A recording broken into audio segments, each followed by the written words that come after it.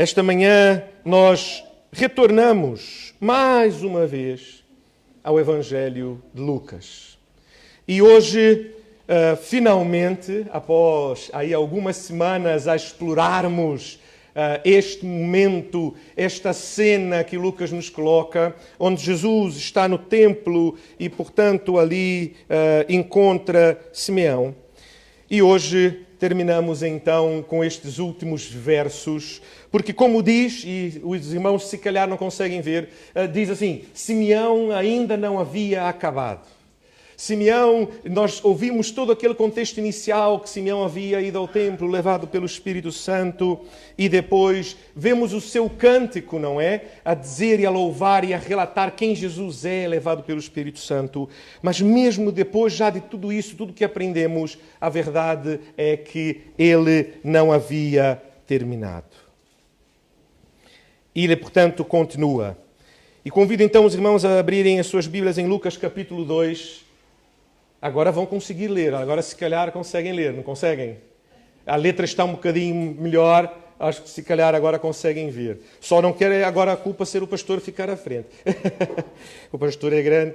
Mas podemos então ler o texto que está em Lucas, capítulo 2, dos versos 33 a 35, e que nós lemos em nossa igreja na versão que temos adotado, que é a versão Almeida Revista e Atualizada, que diz-nos assim: E estavam o pai e a mãe do menino admirados do que dele se dizia. Simeão os abençoou e disse a Maria, mãe do menino: Eis que este menino está destinado tanto para a ruína como para o levantamento de muitos em Israel e para ser alvo de contradição. Também uma espada traspassará a tua própria alma para que se manifestem os pensamentos de muitos corações. Amém. Irmãos, Simeão ainda não havia acabado.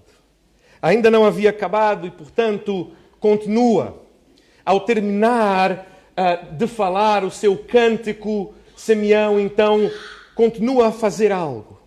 E o que ele faz? O verso 33 aponta-nos.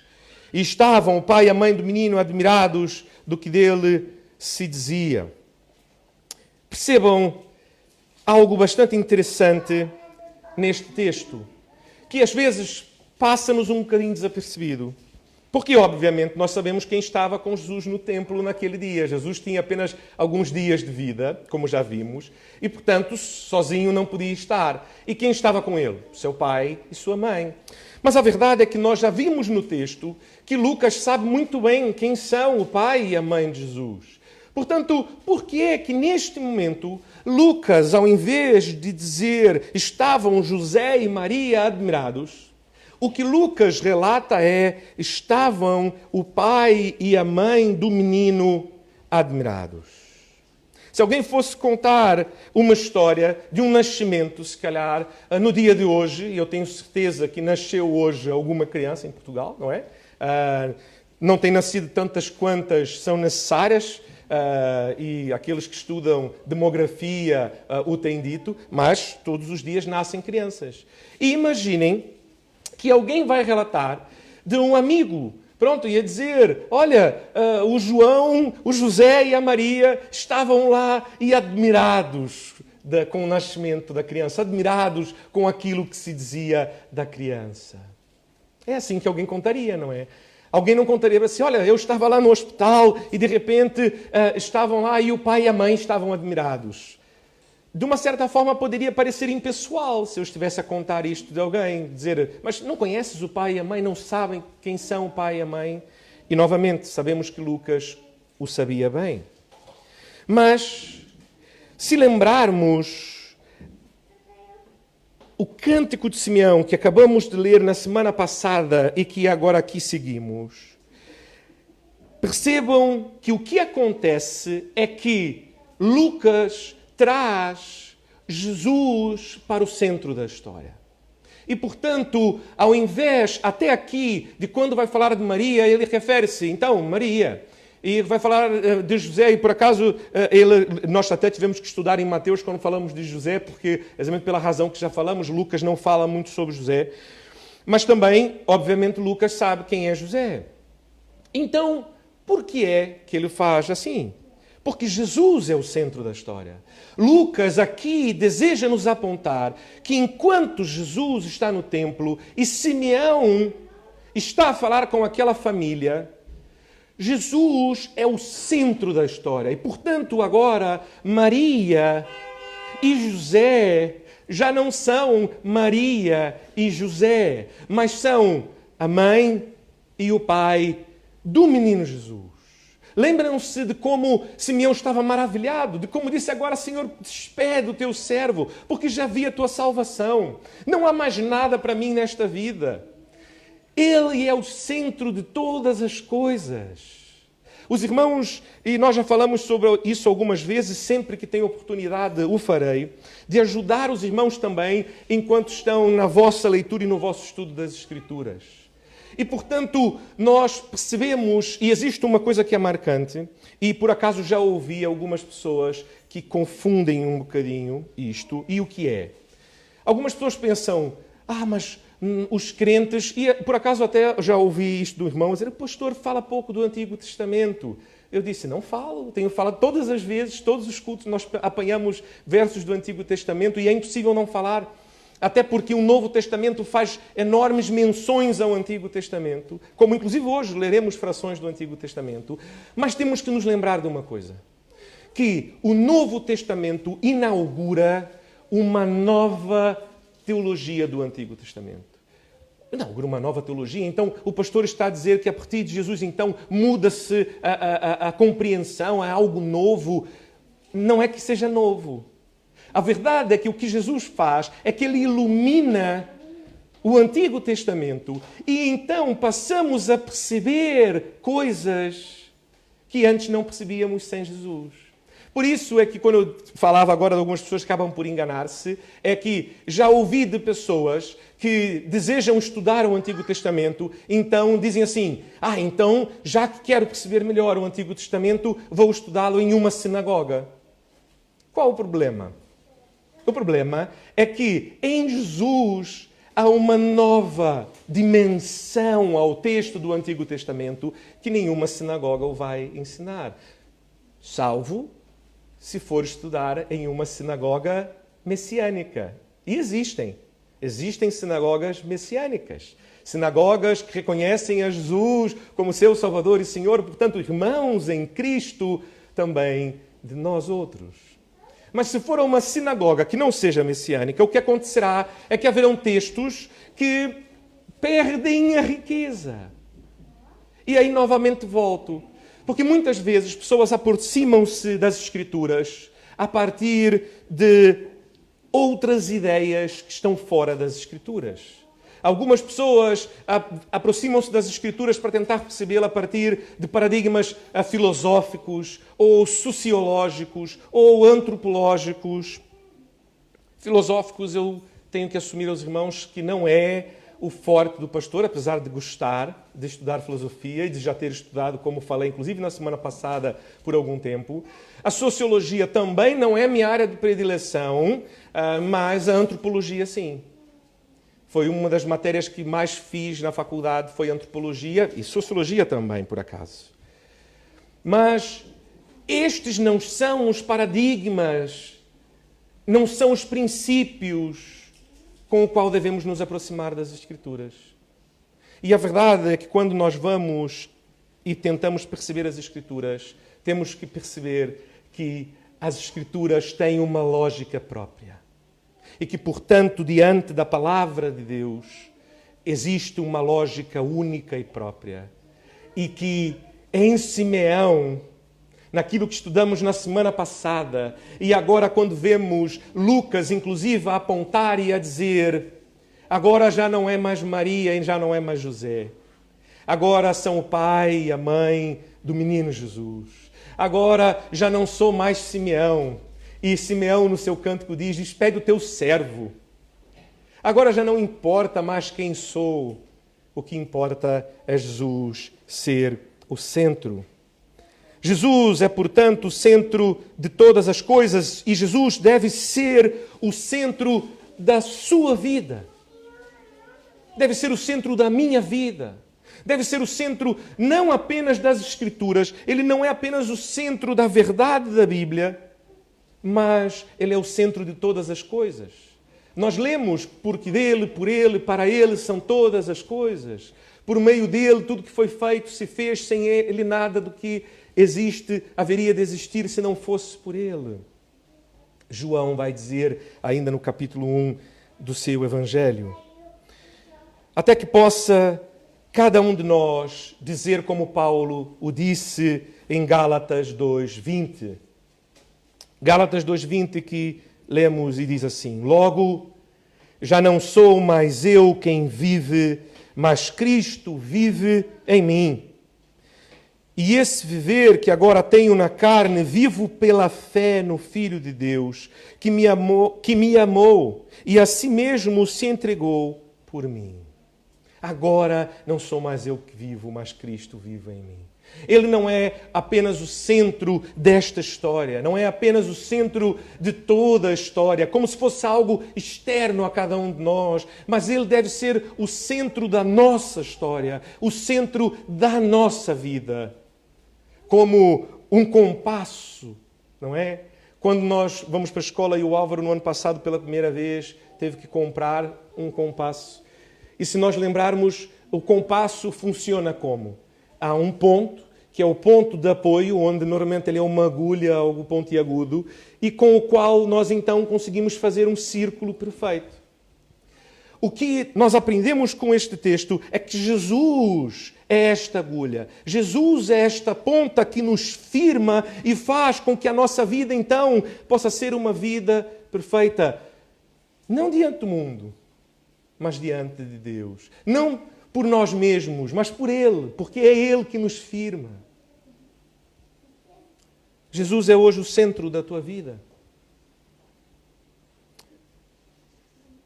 Lucas conta-nos então, e segue o texto a dizer que então o pai e a mãe de Jesus ficaram admirados, ficaram maravilhados, seria outra palavra que poderia ser usada aqui neste contexto. Mas porquê?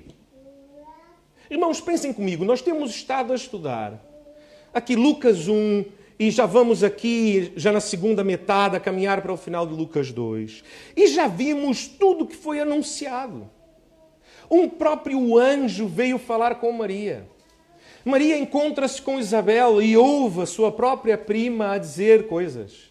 Depois, quando nasce João Batista, o seu primo emprestado, não é? Zacarias, também diz coisas acerca também daquilo que está a passar. E então, quando Jesus nasce, os pastores vêm até eles. Ninguém sabia que Jesus ali estava, mas Deus envia anjos a pastores e os pastores vão louvar a Jesus quando nasce. E José e Maria estão a ver isto o tempo todo. Porque então ficam maravilhados. Como é que podem ainda ficar maravilhados? E aqui, meus irmãos, mais uma vez percebemos uma coisa: o quanto somos frágeis. Apenas há poucos dias atrás, Jesus nasceu em uma manjedoura, longe de Jerusalém. Ainda há poucos dias, quando Jesus nasce, pastores o visitam. Não faz muito tempo. E com certeza aqueles pastores chegaram: onde está o menino que nasceu? E então, provavelmente, José e Maria ali naquele sítio perguntavam-se: mas quem os avisou? Ouviram, se calhar, o choro do bebê à distância? Mas são pastores, se calhar estavam no campo, longe. Será que chorou tanto assim Jesus quando nasceu?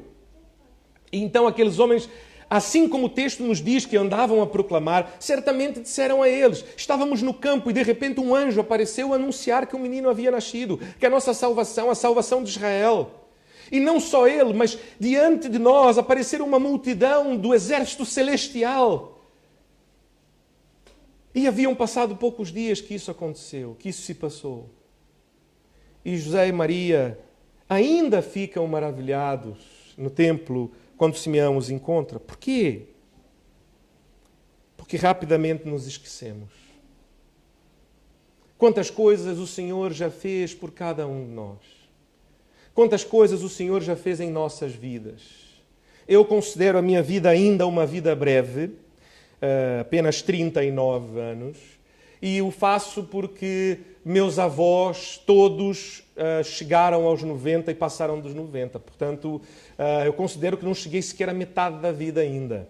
Se tiver ainda o mesmo caminho que os meus avós e a genética estiver certa, então ainda vou viver aí bastante, mais do dobro do que já vivi. Não sei se a Andressa aguenta. Não pela saúde dela, mas não sei se ela me aguenta, talvez, pronto. Mas a graça do Senhor é sobre a vida dela e a graça do Senhor a basta também. Mas precisamos ser relembrados. E apesar de breve, já tenho alguns anos de caminhada com o Senhor, já são mais de 20 anos de caminhada com o Senhor. E tudo o que o Senhor fez, e quantas vezes rapidamente nos esquecemos. Rapidamente. E isto acontece, sabe quando? E os irmãos vão perceber. Quando às vezes pedimos uma oração na igreja e dizemos assim: irmã Andressa, estou a passar por essa situação, a irmã pode orar, porque eu estou realmente com o coração pesado por esta situação. E a irmã Andressa então diz ao irmão, à irmã: claro, vamos orar sim, com toda a certeza. E aí passa uma semana, aquela semana acontece algo e o irmão, a irmã não pode vir à igreja se calhar. Entretanto, nesta semana, Deus dá uma resposta e aquilo que havia pedido como oração resolve-se. E então, na semana a seguir, 15 dias depois, o irmão, a irmã vem à igreja, chega na igreja feliz, normal, e já tem até um outro pedido de oração. Então aproxima-se da irmã Andressa e diz assim: irmã Andressa, pode orar por mim, porque eu estou a passar por esta situação e eu estou muito aflita porque quero apresentar isto diante de Deus. Então a irmã Andressa pergunta: mas e aquela outra situação? Apenas para lembrarmos de que, não, mas isto Deus já resolveu. Então glórias a Deus. Deus é um Deus em quem se pode confiar e que age. Mas quantas vezes, diante de situações da nossa vida, acabamos por esquecer. Diante de algumas aflições temporárias, algumas situações, acabamos por esquecer de tudo que Deus já fez. E José e Maria, mesmo José e Maria, os pais de Jesus, escolhidos por Deus para cuidarem do menino Jesus, precisavam também ser relembrados. E é por isso, então, que percebemos que o Espírito Santo, como nós lemos, envia Simeão ao templo para dar testemunho não apenas aos outros e àqueles que ali estão, mas para dar testemunho também a Maria e a José. Verso 34. Simeão, então, os abençoou. O verso 34 começa por dizer, então, isto, que Simeão os abençoou. Os abençoou a Maria e a José, não a Jesus. Mas aqui há algo que talvez os irmãos não saibam, mas o normal era que numa situação como essa, quando os pais iam ao templo apresentar uma criança, quando alguém chegava-se ao pé desta família, sabia obviamente que aquela criança estava ali exatamente para que fosse feito todo aquele ritual que nós também já estudamos há algumas semanas. E então oravam a abençoar a criança. Mas, novamente, Simeão sabe quem é a criança que está diante dele. E, portanto, como ousaria Simeão abençoar a Jesus? Quando ele mesmo, Simeão, foi abençoado pela presença de Jesus no templo. Nós ouvimos o choro dos bebês, está tudo bem. E a Laura quer ajudar. Acostumada com a irmã pequenina, quando chora ela vai sempre até a Ana e diz: está tudo bem, está tudo bem, está tudo bem. Ela é a primeira sempre a correr. Mas novamente, Simeão sabe que não é ele quem deve abençoar a Jesus e ele não pode abençoar a Jesus quando o próprio cântico que ele disse é: eu sou abençoado pela presença, porque ele é a salvação. Novamente, porque ele é o centro de tudo. E onde ele está, então, tudo é transformado. E agora, ao invés de Simeão orar a abençoar o bebê, Simeão ora e abençoa os pais. Novamente, Jesus toma o centro. Novamente, a cena e a lógica é transformada. E o texto segue e nos explica então o porquê disto. Segunda parte do verso 34. E disse a Maria, mãe do menino: eis que este menino está destinado tanto para a ruína como para o levantamento de muitos em Israel, e para ser alvo de contradição. Também uma espada traspassará a tua própria alma, para que se manifestem os pensamentos de muitos corações. Irmãos, a palavra aqui, quando diz que este menino está destinado, esta palavra é a palavra nomeado, designado, que Deus o colocou ali para este fim. Isto lembra-me um bocado da hierarquia militar, onde ordens são dadas, onde pessoas são designadas para determinadas funções, onde as coisas não são pedidas. Olha, se faz favor, será que se calhar, se lhe der jeito, poderia, se não for um grande incômodo? Já imaginaram um oficial a pedir isto a alguém que trabalha para ele? De maneira alguma. O que ele diz é: esta é a ordem. Portanto, hoje o vosso trabalho é este. Vá e cumpra isto, isto e isto. E não há, se faz favor, e não há, pronto, é a ordem e é simples. E ninguém fica magoado com ninguém, porque esta é a lógica própria da situação. É Deus quem designa Jesus. É Deus quem destina, quem nomeia Jesus para este fim. Esta mesma palavra é a palavra usada em 1 Tessalonicenses, capítulo 3, dos versos 3 a 4, quando diz: a fim de que ninguém se inquiete com as tribulações, porque vós mesmos sabeis que estamos designados para isto. Para isto o quê? Para as tribulações. Pois, quando ainda estávamos convosco, predissemos que íamos ser afligidos, o que de facto aconteceu e é do vosso conhecimento. É a designação de Jesus que leva Simeão a abençoar aos pais. Porque Simeão sabe ao que Jesus foi designado. E, portanto, quem precisa ser abençoado são os pais de Jesus, pela tarefa que Jesus tem pela frente. E que tarefa é esta? Simeão continua: tanto para a ruína como para o levantamento de muitos em Israel e para ser alvo de contradição. Jesus foi destinado a causar a ruína de alguns. E, irmãos, não confundam-se. Aqui a palavra ruína, que é traduzida como ruína, o sentido e a palavra original é mesmo queda. Queda mesmo no sentido físico. Quando, por exemplo, andamos pela rua e se calhar não vemos ali um buraco ou não vemos alguma coisa um bocadinho mais alta e tropeçamos, não é? E vamos ao chão. E caímos. Jesus foi destinado a causar a queda de muitos. Isto pode chocar a muitos dos irmãos. Porque, em geral, quando ouvimos de Jesus e a maneira como muitos tentam transmitir e adaptar a verdade bíblica, porque afinal é desconfortável dizermos: olha, Jesus vai causar a queda de muitos. Mas nós já vamos perceber o porquê. E não podemos esquecer esta verdade também. Mas não causará apenas queda, porque não foi para isto que ele veio.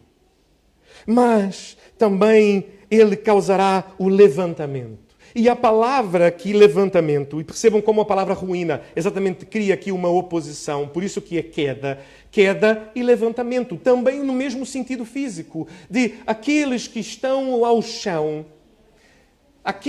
qualquer coisa que tenha caído, que estava de pé, mas caiu, e então é colocado novamente de pé. Este é o levantamento. é posto novamente de pé, tanto para a ruína como para o levantamento de muitos em Israel. Todos os estudiosos deste texto concordam que Simeão aqui parece lembrar-se, e como eu havia prometido e disse aos irmãos, vamos para o Antigo Testamento, do Salmo 118, 22, que diz assim: a pedra que os construtores rejeitaram, essa veio a ser a principal pedra angular. Salmo 118, 22. E também o texto que encontra-se em Isaías, no capítulo 8. Isaías, capítulo 8, do verso 13 ao verso 17, e que diz assim: ao Senhor dos exércitos, a Ele santificai, seja Ele o vosso temor, seja Ele o vosso espanto. Ele vos será santuário, mas será pedra de tropeço e rocha de ofensa às duas casas de Israel. Laço e armadilha aos moradores de Jerusalém. Muitos dentre eles tropeçarão e cairão. Serão quebrantados, enlaçados e presos. Resguarda o testemunho, sela a lei no coração dos meus discípulos.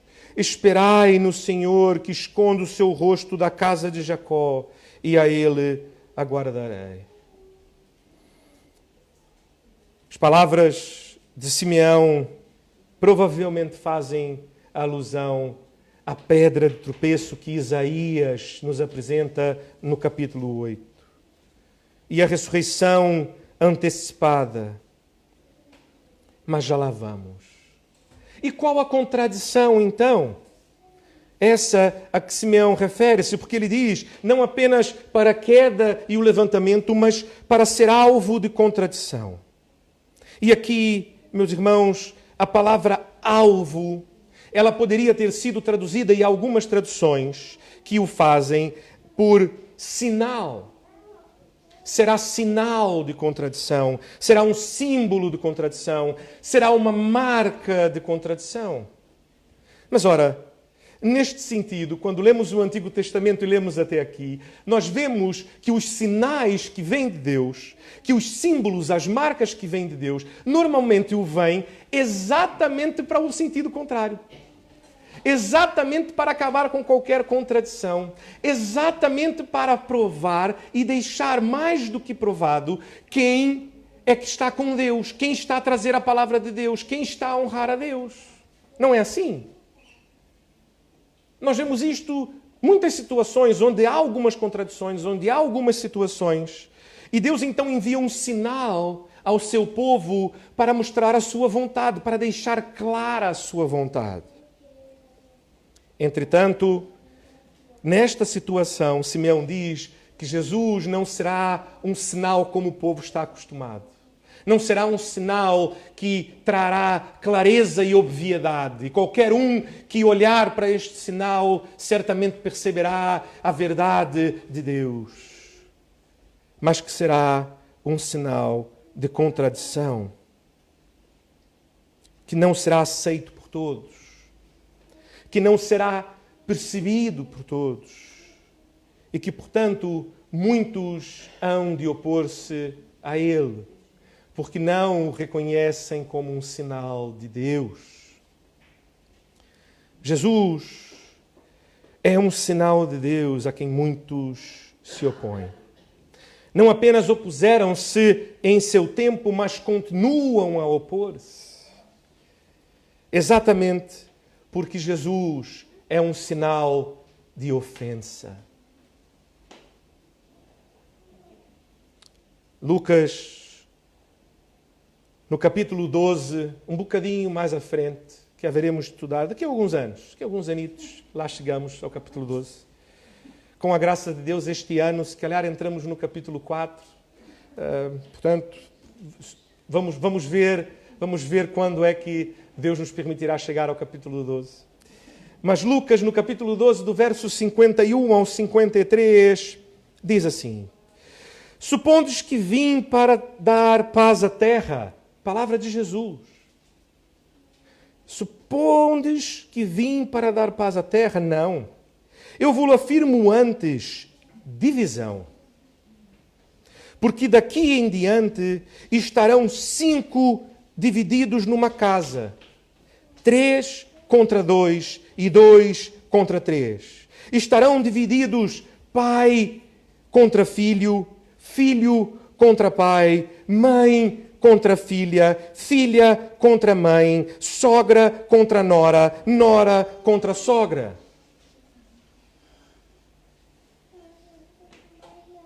João, no capítulo 3, no verso 19 a 21.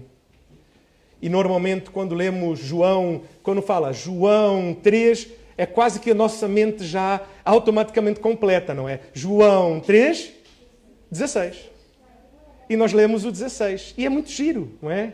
Porque Deus amou o mundo de tal maneira que enviou seu Filho unigênito para que todo aquele que nele crê não pereça, mas tenha a vida eterna.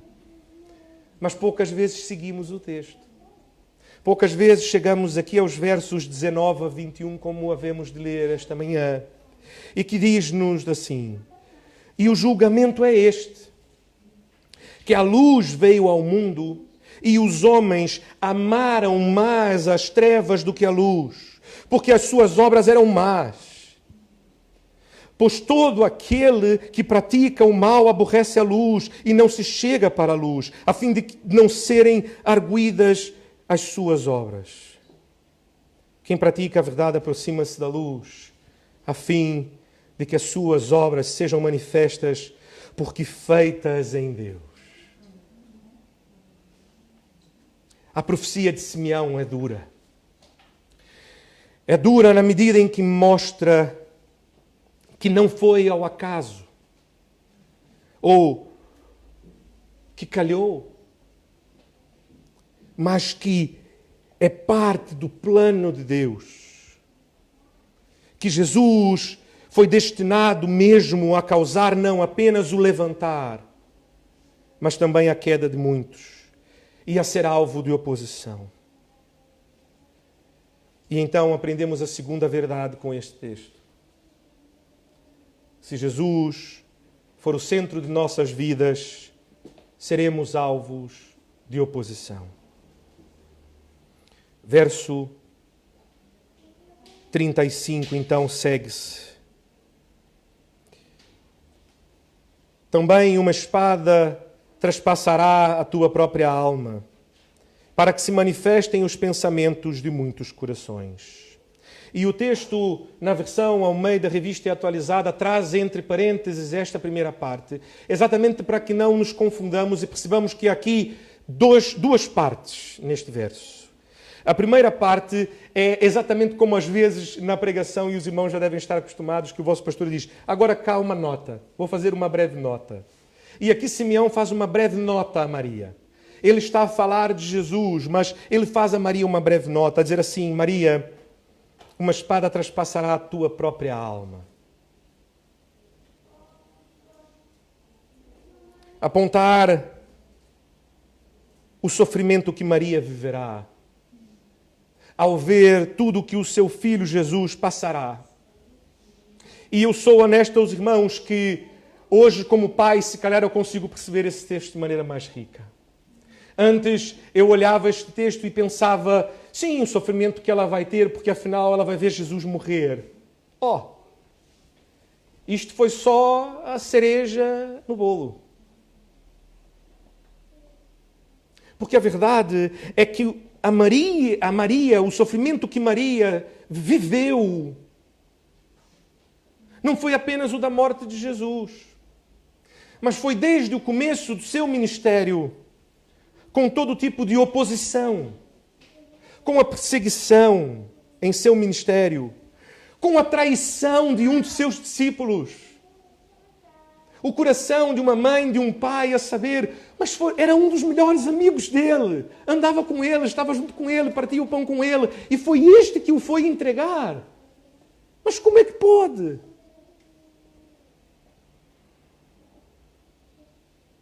Até então, a sua morte, sim, executada pelos romanos, Mas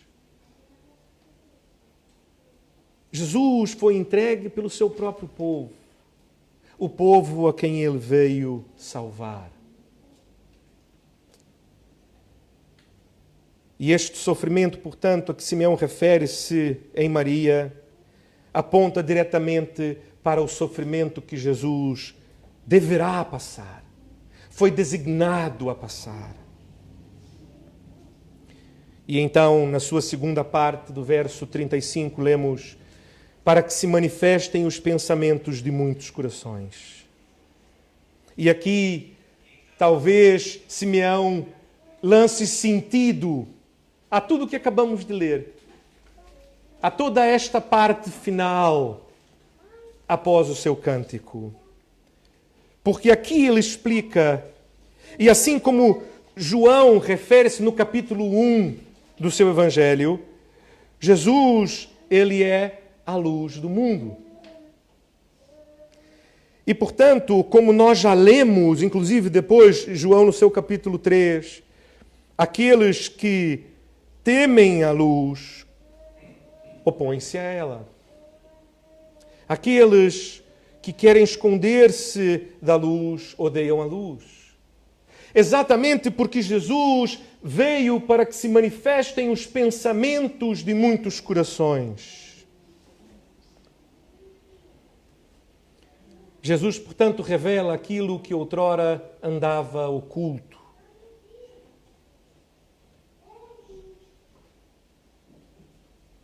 E o que há mais oculto em nossas vidas do que os pensamentos dos nossos corações? Vemos alguns reality shows, não é? Na televisão, e as nossas televisões hoje são cheias deles, dos mais diferentes géneros. E nestes reality shows as pessoas são acompanhadas por câmeras. Alguns deles as pessoas são acompanhadas durante dias por câmeras ligadas 24 horas por dia, inclusive enquanto a pessoa dorme. Mas a verdade é que essas câmeras são incapazes de revelar os pensamentos do coração. Portanto, o que o texto está a nos apresentar é que Jesus revela aquilo que ninguém jamais poderia revelar. Revela aquilo que eu não consigo conhecer da minha mulher, por mais que estejamos juntos todos os dias, o tempo todo. E que ela não consegue conhecer de mim. Isto a luz de Jesus vem iluminar. Ninguém quer ter os seus pensamentos mais profundos expostos, não é, irmãos? Se calhar, se acontecesse algo assim neste momento e os pensamentos de todos nós fossem revelados aqui neste momento, se calhar, não sei se alguns voltavam a falar com outros. Ou mesmo até passar no mesmo lado da rua.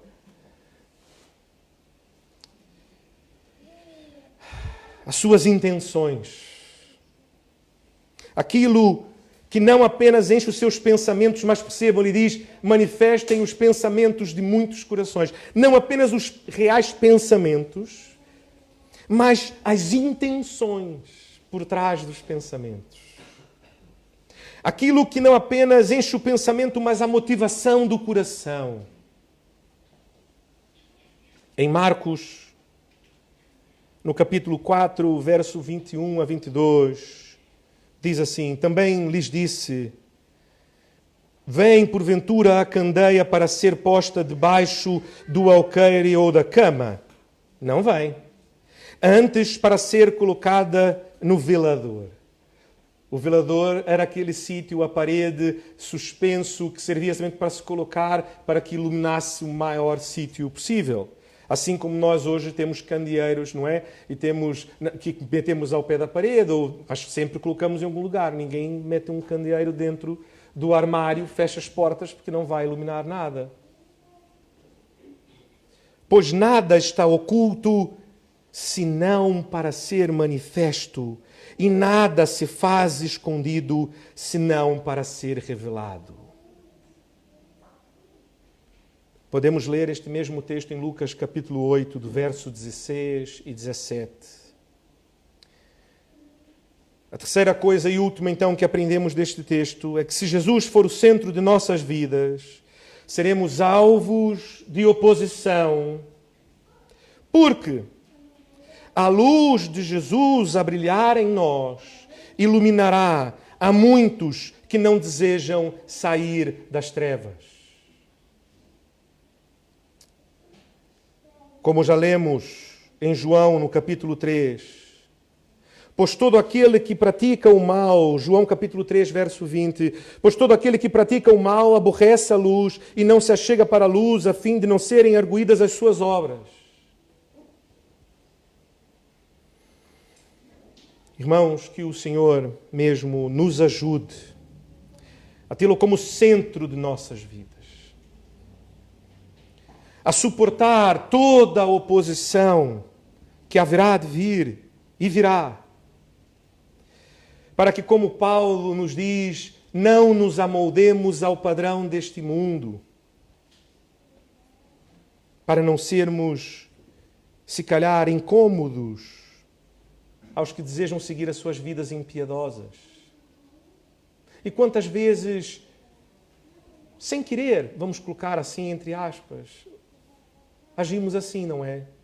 Não queremos ser um incômodo e, portanto, tentamos passar despercebidos, tentamos fingir que não vimos, tentamos não incomodar, porque percebemos que aquilo que está a passar-se ao nosso redor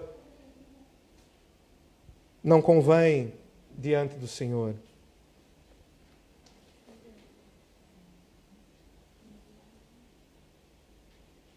E que Deus nos ensine por meio da Sua Palavra e do Seu Espírito Santo, que habita em nós.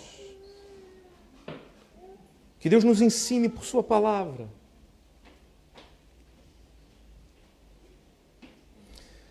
E não apenas nos ensine, meus irmãos, mas como nós temos lido e na semana passada lemos que Jesus nos disse, que Ele nos ensine e nos relembre. E nós hoje novamente vimos como rapidamente nos esquecemos, não é? Que Ele nos ensine e nos relembre, dia após dia, e nos ajude a viver sempre com Jesus no centro de nossas vidas. E eu quero dizer para si, seja que está cá conosco esta manhã, ou que esteja em casa a assistir, seja em direto, seja posteriormente, seja porque chegou aqui à nossa igreja, ao Facebook ou ao YouTube da nossa igreja, porque a plataforma o trouxe, ou porque alguém o indicou. Se Jesus ainda não é o centro da tua vida, deixa-me dizer uma coisa para si. Venha para a luz. Eu sei que há algo no mais profundo da tua alma a dizer-te assim, mas se eu for para a luz, como o pastor bem disse, será revelada a intenção do meu coração. Serão reveladas a minha injustiça, a minha impiedade. Mas deixe-lhe dizer uma coisa. Há perdão em Jesus. E porque há perdão em Jesus, há liberdade. Há liberdade para andarmos na luz. Não precisamos mais esconder-nos nas trevas. Podemos caminhar na luz de Jesus, porque por meio do seu santo nome há perdão. Já não há do que envergonhar-se. Arrependa-se e seja perdoado, disse o apóstolo Pedro ainda no começo do livro de Atos, a pregar em Jerusalém. Arrependam-se, sejam perdoados e sejam batizados em nome de Jesus. E ganhem a liberdade de andar na luz do nosso Senhor. Oremos ao Senhor. Senhor, o Senhor